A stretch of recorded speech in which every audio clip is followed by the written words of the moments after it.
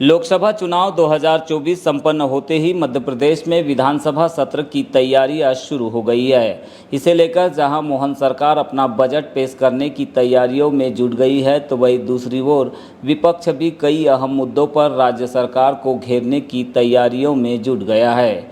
इस विधानसभा सत्र में विपक्ष के लिए सबसे बड़ा मुद्दा नर्सिंग घोटाला और जल जीवन मिशन योजना में भ्रष्टाचार है, जिसे लेकर नेता प्रतिपक्ष उमर सिंघार ने सभी कांग्रेस विधायकों को पत्र लिखकर अपने अपने विधानसभा क्षेत्र में संचालित निजी नर्सिंग होम की वर्तमान स्थिति की जानकारी फोटो सहित मांगी है। नेता प्रतिपक्ष के इस निर्देश पर आज बालाघाट विधायक अनुभा मुजारे ने शहर में संचालित शुक्ला नर्सिंग होम और श्रीवास्तव नर्सिंग होम का औचक निरीक्षण किया। इस मौके पर उन्होंने ओपीडी, जनरल वार्ड, आईसीयू सहित गायनिक वार्ड का निरीक्षण कर कुछ मरीजों से चर्चा की।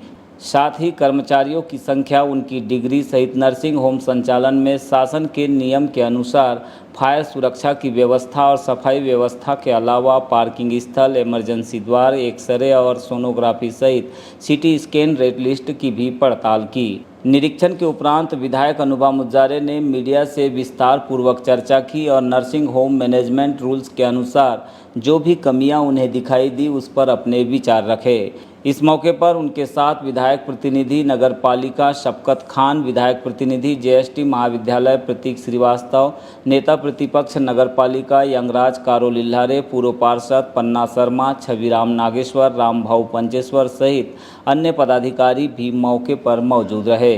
साथ में नगर पालिका विभाग से सफाई व्यवस्था और फायर सुरक्षा संबंधी व्यवस्थाओं की जानकारी जुटाने के लिए सूर्य प्रकाश उके और फायर कर्मचारी भी मौजूद रहे। आज हमारे बालाघाट नगर में स्थित जो नर्सिंग होम्स हैं उनका निरीक्षण करने के लिए मैं यहाँ पे आई हुई हूँ और हमारे जो मध्य प्रदेश विधानसभा में जो नेता प्रतिपक्ष हैं सम्मानीय उमंग सिंघार जी, उनके दिशा निर्देश पर ये मेरा विजिट है। हमारे जो प्राइवेट नर्सिंग होम्स चलते हैं उनमें उनका मूल उद्देश्य होता है कि आम जनता को उचित स्वास्थ्य लाभ मिले और वो अच्छे से उपचार करा के स्वस्थ होकर अपने घर जा सकें। और इसी कड़ी में आज मैंने बालाघाट शहर के दो जो निजी नर्सिंग होम है, एक डॉक्टर शुक्ला नर्सिंग होम और दूसरा डॉक्टर सुनील श्रीवास्तव जी का नर्सिंग होम, यहाँ का मैंने आज निरीक्षण किया। और दोनों जगह का निरीक्षण करने पर शुक्ला नर्सिंग होम की जहाँ तक हम बात करें तो वहाँ पर हमने उनके जो स्वीकृति के जो कागजात थे वो हमने देखे, फायर से संबंधित उनको किस तरह से स्वीकृति प्राप्त है, कितने दिनों की क्या है, ये सब देखा हमने। और उसके बाद अस्पताल का पूरा निरीक्षण किया। कुछ खामियां हमने पाई वहाँ पर। एक तो वहाँ पे निर्गम का जो रास्ता होता है, जो एग्जिट गेट होता है, वहाँ पर कहीं पर भी उन्होंने लिखवाया नहीं है कि ये कहना चाहिए कि इमरजेंसी गेट है ये। और इमरजेंसी गेट जब तक लिखा नहीं होगा तो कभी आपातकालीन परिस्थिति बने तो मरीज या उनके परिजन कहाँ से बाहर निकलेंगे। तो ये हमने सबसे बड़ी खामी देखी। दूसरा, अस्पताल के अंदर बहुत सफोकेशन है, बहुत गर्मी है, वेंटिलेशन की कोई विशेष व्यवस्था नहीं है। मरीज गर्मी से हलाकान हो रहे थे, कई कूलर उनके बंद पड़े हुए थे, गर्मी बहुत ज़्यादा थी, उमस बहुत ज़्यादा थी, एक ये चीज़ देखने में आई। और दूसरा फिर हमने ये देखा कि अस्पताल में पार्किंग की कोई व्यवस्था नहीं, जबकि हम सब जानते हैं कि वहाँ पर 100 से 150 मरीज प्रतिदिन आते हैं शुक्ला नर्सिंग होम में, लेकिन पार्किंग की कोई भी उचित व्यवस्था नहीं होने के कारण मरीज और उनके परिजन बहुत परेशान होते रहते हैं कि उन कहाँ गाड़ी खड़ी करें। 2 व्हीलर गाड़ी खड़ी करने की जगह नहीं है तो 4 व्हीलर तो आप छोड़ ही दीजिए। तो ये भी एक बहुत बड़ी बात थी। जब हमने सवाल किया डॉक्टर अर्चना शुक्ला जी से तो वो संतोषप्रद जवाब नहीं दे पाई। उनका ये कहना था कि हमने अपना जो हमारा निजी पार्किंग का जो स्थान है हमने वहाँ पे बोला हुआ है कि आप लोग अपनी गाड़ी खड़ी कर सकें, लेकिन वहाँ स्पष्ट लिखा था कि डॉक्टर निवास प्रवेश निषेध। तो जब डॉक्टर निवास है और प्रवेश निषेध है तो आप कैसे मानोगे कि वहाँ पे आप अनुमति दे रहे हैं पार्किंग की।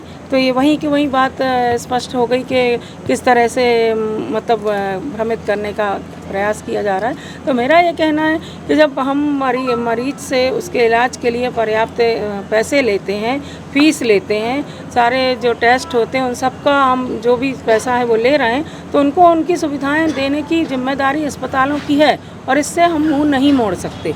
अब जहाँ तक डॉक्टर श्रीवास्तव जी के नर्सिंग होम की बात है, हमने यहाँ देखा तो आपका कहना है कि हमारा 23 बेड का अस्पताल है और यहाँ पर हमको ऐसा समझ में आया कि 23 बेड से भी ज़्यादा बेड लगे हुए हैं, बहुत सारे बेड लगे हुए हैं। काफ़ी आपने भी देखा, अपने कैमरे के माध्यम से आपने उसको शूट भी किया है और फायर की बहुत अच्छी व्यवस्था कहीं नहीं नज़र आई हमको। यहाँ तक कि आईसीयू जो है, आईसीयू बना हुआ है, वहाँ पर भी अभी हमें तो ये बताया गया कि आज ही दरवाज़ा टूटा है, लेकिन वहाँ अभी दरवाज़ा नहीं था। और जब आईसीयू में दरवाज़ा नहीं तो फिर काहे का इंटेंसिव केयर यूनिट है आपका, ये एक सोचने वाली बात है।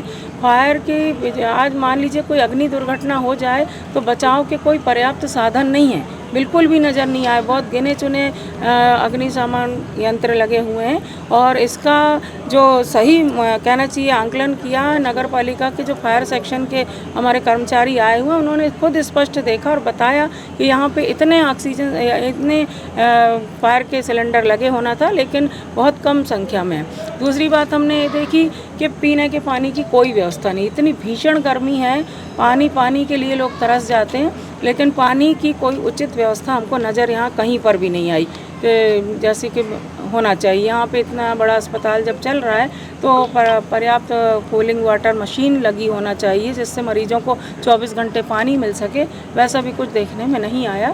तो ये तो कुछ चीज़ें हमें, सफाई व्यवस्था कैसी है? सफाई व्यवस्था भी बिल्कुल ठीक नहीं है, क्योंकि जैसा कि अभी हमें शुक्ला नर्सिंग होम में बताया गया था कि 3 तरह के जो कचरा होता है उसको 3 तरह के डब्बों में रखा जाता है, लाल डब्बा, सफ़ेद डब्बा, लाल डब्बा, नीला डब्बा, पीला डब्बा, इस तरह के मतलब डस्टबिन में रखा जाता है। लेकिन यहाँ तो हमने देखा कि एक कचरे के कंटेनर रखे हुए हैं और उसमें भी इतना गंदा कचरा भरा हुआ है और उसके अगल बगल भी सब गंदगी फैली हुई है।